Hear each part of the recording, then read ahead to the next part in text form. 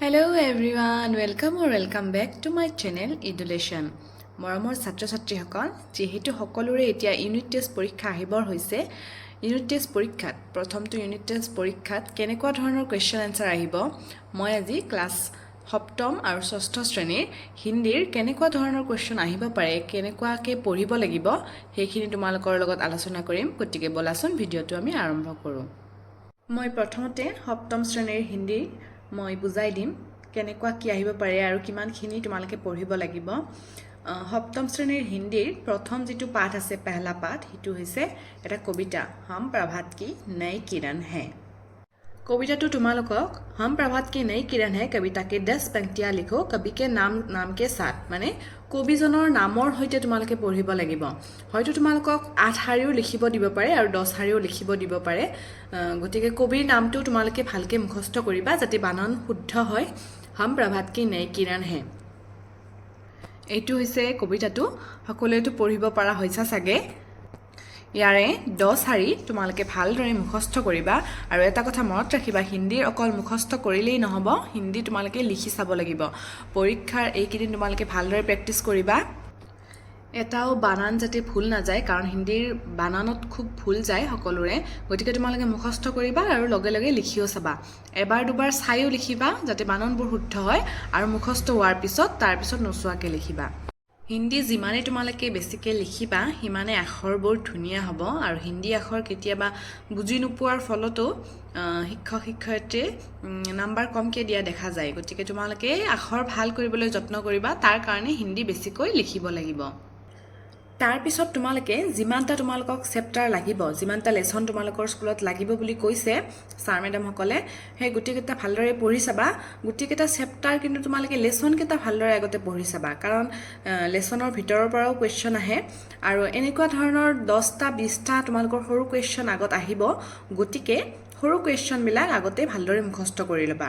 প্ৰথমতেই ডাঙৰবোৰ কৰিব নালাগে, প্ৰথমত তোমালোকে সৰুবিলাক কৰিবা। যেনেকুৱা 1 মাৰ্কৰ ধৰা প্ৰথম প্ৰশ্নটো হিন্দী ভাষা কিছ ভাষা সে উৎপন্ন হুই হে, এইটো চেপ্টাৰ হৈছে হিন্দী কে সাধক, এই লেসনটোৰ পৰা এইটো কুৱেশ্যন। গতিকে এনেকুৱাকৈ তোমালোকক যিমানখিনি লাগিব গোটেইকেইটা লেসনৰে সৰু কুৱেশ্যনবিলাক, যিমানখিনি সৰু কুৱেশ্যন আছে সেই সকলোবোৰ তোমালোকে মুখস্থ কৰিবা।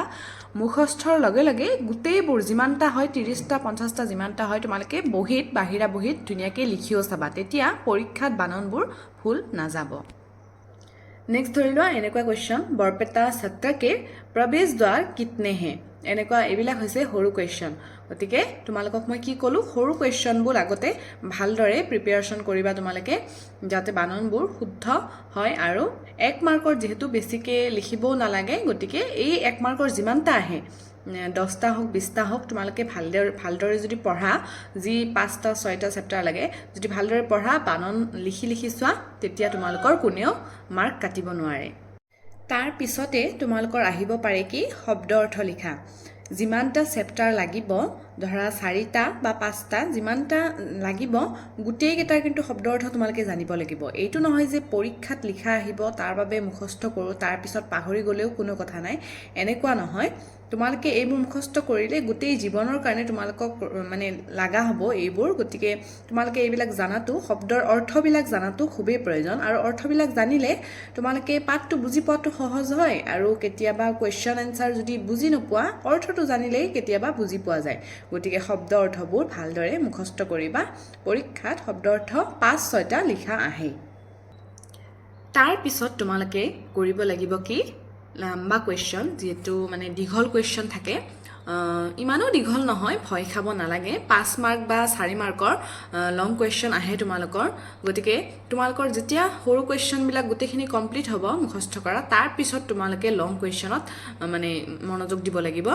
লং কুৱেশ্যনত তোমালোকে ভয় খাব নালাগে। লং কুৱেশ্যন ধৰি লোৱা কেনেকুৱা থাকিব, ধৰা এটা কুৱেশ্যনৰ এনচাৰ 10 শাৰী আছে, সেইটো তোমালোকে একবাৰত পঢ়ি মুখস্থ কৰিব নোৱাৰা তোমালোকে কি কৰিবা ভাগ ভাগ কৰি ল'বা যে প্ৰথমত এই 3 শাৰী মুখস্থ কৰিম তাৰ পিছত 4 শাৰী মুখস্থ কৰিম এনেদৰে ভাগ ভাগ কৰি পাৰ্ট কৰি তোমালোকে মুখস্থ কৰিবা আৰু লগে লগে যেতিয়া প্ৰথম 3 শাৰী মুখস্থ কৰিবা লগে লগে লিখি চাবা মই বাৰে বাৰে কৈছো যে হিন্দী যিমানে লিখিবা সিমানে মনত থাকিব আৰু বানান শুদ্ধ হ'ব মুখস্থ কৰিলেই নহব হিন্দীৰ বানানত বহুত গুৰুত্ব দিবলগীয়া গতিকে 3 শাৰী প্ৰথমত মুখস্থ কৰিবা লং কোৱেশ্চন তাৰ পিছত সেই 3 শাৰীটো বহিত লিখি চাবা তাৰ পিছত আকৌ 3 শাৰী মুখস্থ কৰিবা আকৌ লিখি চাবা তেনেদৰে তোমালোকৰ মুখস্থ আহি যাব আৰু শেষত যেতিয়া গুটেইটো কোৱেশ্চন আনসাৰ মানে কোৱেশ্চনৰ এনসাৰটো মুখস্থ হ'ব তেতিয়া গুটেইটো এবাৰ লিখি চাবা এনেদৰে হৈছে তোমালোকে লং কোৱেশ্চনবোৰ মুখস্থ কৰিব পাৰিবা গতিকে ভয় খোৱাৰ কোনো কথা নাহে তাৰ পিছত তোমালোকে চাবলগীয়া বস্তু হৈছে মানে গ্ৰামাৰ যিখিনি আহিব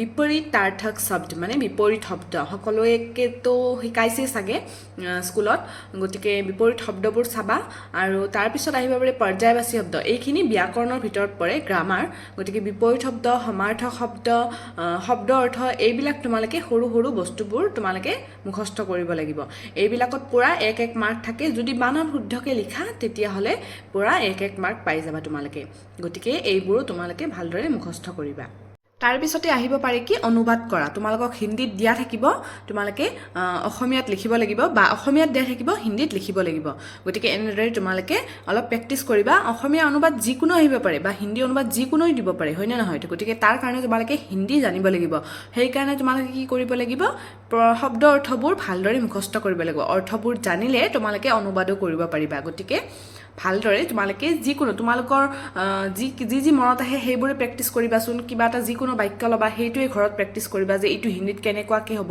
বা হিন্দীত লিখি ল'বা এইটো অসমীয়াত কেনেকুৱাকৈ হ'ব সেনেকুৱাকৈ প্ৰেক্টিছ কৰিবা তেতিয়া অসমীয়া অনুবাদ বা হিন্দী অনুবাদ তোমালোকে ভালদৰে পাৰা হৈ যাবা এইখিনি আছিল সপ্তম শ্ৰেণীৰ বাবে ফাৰ্ষ্ট ইউনিট টেষ্টৰ যিখিনি তোমালোকে প্ৰিপাৰেশ্যন ল'ব লাগিব সেইখিনি মই তোমালোকক ভালদৰে বুজাই ল'লোঁ গতিকে সেইমতে তোমালোকে পঢ়িবা আৰু ইয়াৰ নেক্সট ভিডিঅ'টোত মই ক্লাছ 6ষ্ঠ শ্ৰেণীৰ বাবে যিখিনি পঢ়িব লাগিব বা কেনেকুৱাকৈ পঢ়িব লাগিব সেইটো ভিডিঅ' আগবঢ়াম গতিকে এইখিনি ভিডিঅ' আছিল আজিলৈ বাই বাই